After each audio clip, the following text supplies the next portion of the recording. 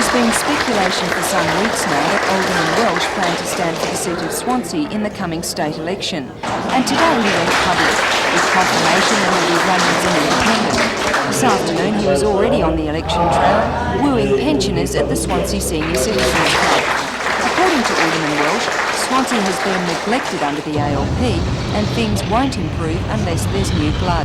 We have to have a change for anything to happen in the area. The area has been so neglected in the past that He admits that he'll need a swing of about 16% to unseat the sitting member, Don Bowman, but is confident that he can do it. He's particularly inspired by the independent mayor of Wollongong, Frank Arkell, who's also a state member. He says things in Wollongong have never looked better. Similarly, his election would put him in a position to really achieve change.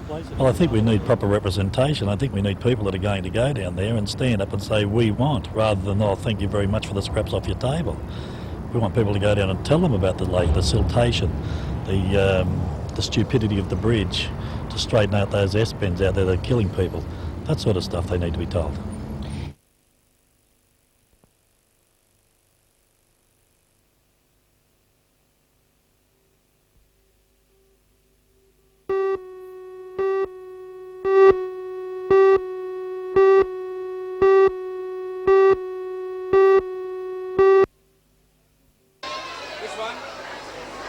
It was standing room only for the crowd of more than 2,000 who packed Maitland's Hunter Mall shopping centre today.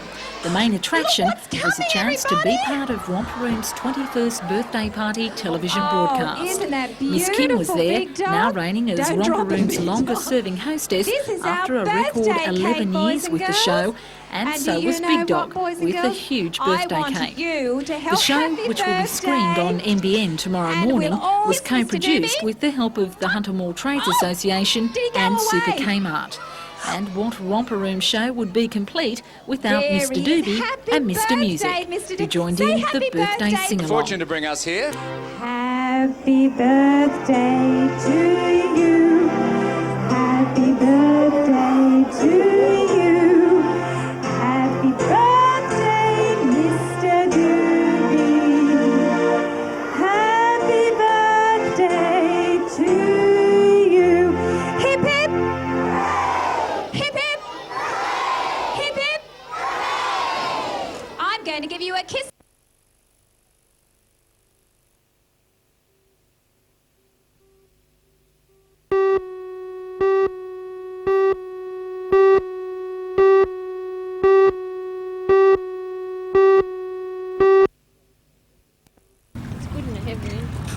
Town Reservoir, east of Raymond Terrace, has for 28 years provided the water supply for Newcastle and the surrounding area. Until last year, the lake could not be used for any other purpose. Now the Water Board has opened it up, although conditions on its use are very strict. The Grahamstown Aquatic Centre, which has been built at a cost of $400,000, is the only point at which craft may enter, and that is only open weekends and public holidays. Power boating and swimming are not allowed, and fishing will be introduced only in the upper reaches next season. Despite the restrictions and expense, Rob C., Port Stephens Shire Council Recreation Planner, says the Aquatic Centre provides something long needed for the area. The demand has been shown by people within the Raymond Terrace area, the Medowie areas, and also the Maitland areas. But we feel that we're creating something additional in that it's not a saltwater area like Lake Macquarie. The Aquatic Centre was officially opened today by Minister for Water Resources, Janice Crozier. The Minister is on a 2-day pre-election trip to the Hunter, opening, among other things, another bonus for boat owners, the Lake St Clair recreational area near Singleton. The lake was opened in 1983 to provide water and flood mitigation for the area. Boating has always been allowed, but with the opening of the $350,000 facility, the Council expects to attract many more water lovers to the area. The site boasts parking for 80 cars, a $45,000 amenity block with barbecues, and a $190,000 boat ramp, providing access to the water even with the level below 50%.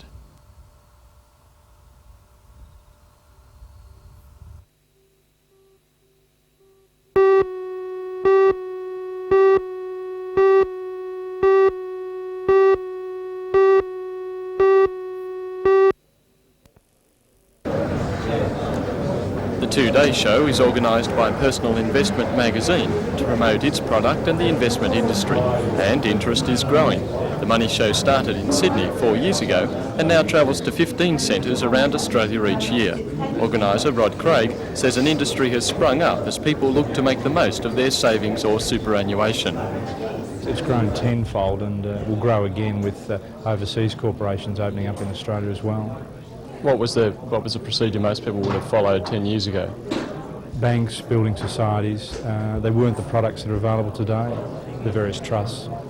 30 companies were represented at this year's Newcastle show, where small investors could receive free advice or attend a number of specialist lectures. The lectures, which ran over the weekend, covered such topics as retirement planning, superannuation and rollover funds. According to Rod Craig, getting good advice is the most important step in making investments. Well, there seems to be a myriad array of products available today. How do people go about choosing what's best for their money? Well, they talk to investment advisors, they talk to company representatives, but basically they try and balance their portfolio and get the best advice. Advice is key to the whole operation. Does that mean not putting everything into one basket? Very much so, actually. All of the companies would advise you to have a mixed portfolio based on property, shares and liquid cash assets.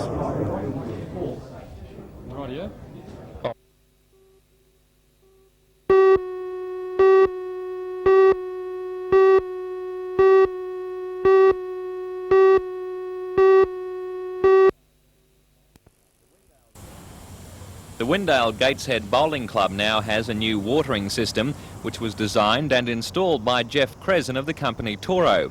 Normally pipes have to be laid across greens to water them, but with this system all pipes are underground with 8 water outlets around the green's perimeter. When not in use, the outlets are at ground level and only become exposed when water pressure builds up. Each of the outlets operates alternately under a preset computer program.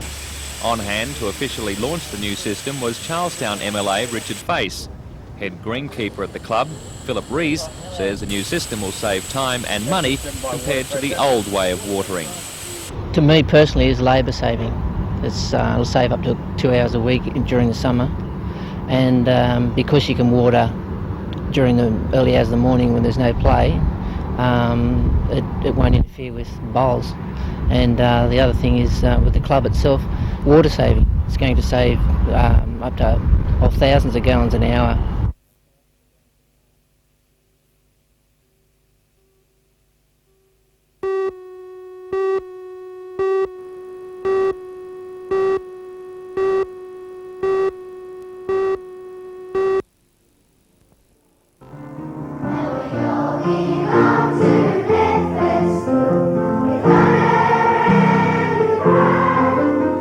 There was plenty of fanfare at Medford Public School today as students, parents and politicians all gathered for the official opening of the new school building. The school has been up and running since 1980 and operated out of demountable buildings. They moved into the new premises several months ago, but today it was all official. Assistant Education Minister Bob Debus was on hand to witness the event and unveil the commemorative plaque. He used the venue for some electioneering, stressing that the state government's spending on education has increased significantly. Aware of this, in the last 10 years our recurrent spending on education in New South Wales has risen by over 37% in real terms. So it's now nearly $2.5 billion a year, or 1/3 of the government's total budget. He then took a swipe at the opposition, saying their threatened spending freeze would severely affect the quality of education in the state. After the ceremony, Mr Debus took time for a stroll around the modern complex and ended his tour with a few tips for the students.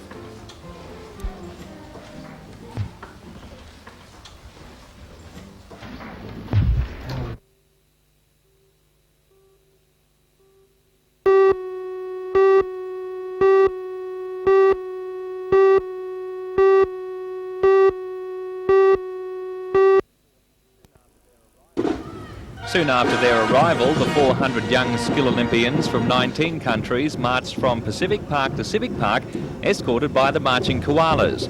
Their visit to Newcastle is a tribute to the city as Australia's industrial birthplace. The Olympics are a contest of work skills by young tradespeople in more than 40 occupations. All competitors are under 22 and are either still serving apprenticeships or are newly qualified. Today, competition was the last thing on their minds, with each sporting an Aussie bush hat, compliments of the Australian Bicentennial Authority. After a civic welcome from the Lord Mayor, the visitors were treated to lunch and demonstrations of damper making and sheep shearing. The Youth Skill Olympics start Thursday following a spectacular opening ceremony Wednesday night at the Sydney Entertainment Centre. At that ceremony, Newcastle will be to the fore. Featured will be the Marching Koalas, the Newcastle High School dancers and young jazz pianist John Foreman.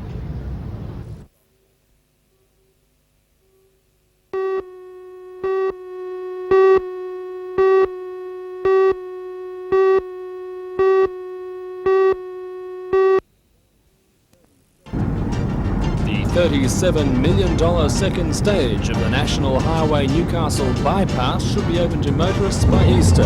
Federal Transport Minister Peter Morris and Member for Lake Macquarie Merv Hunter toured the site this morning. They predict a dramatic easing of traffic congestion through Morisset and Toronto. For all the news, join us tonight at 6.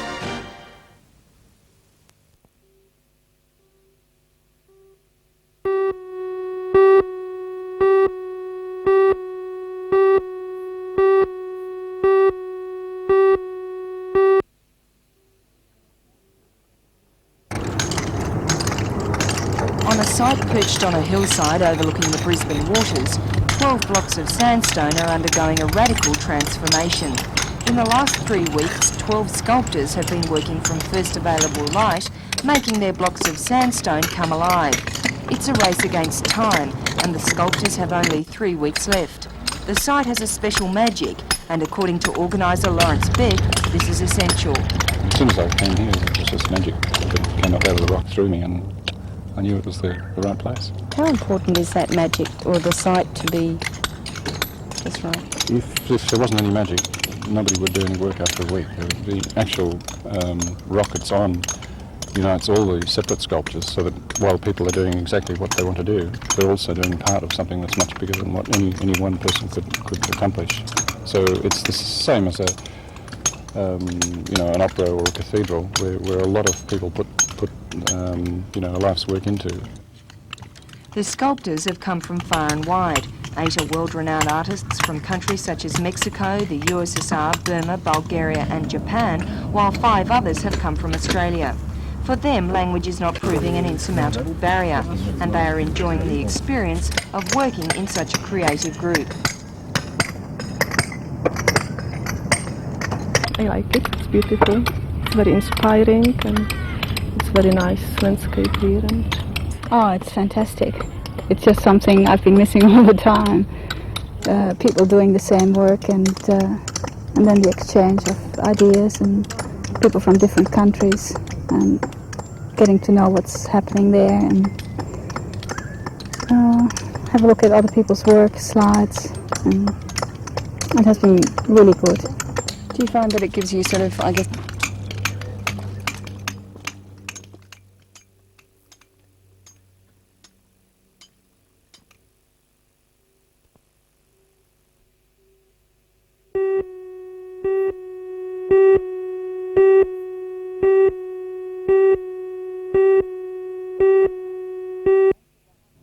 Thousands lined the banks of the Hunter River at Raymond Terrace for today's final. In the women's, 28-year-old Dina Mappel of Florida emerged victorious with a jump of 41.9 metres. The women finished up with placings that exactly correlated with the seedings they were given yesterday. In the Coke International Freestyle event, another American US freestyle champion Mike Tolsman easily romped home. In yesterday's elimination round, Tolsman broke his own world record by 80 points.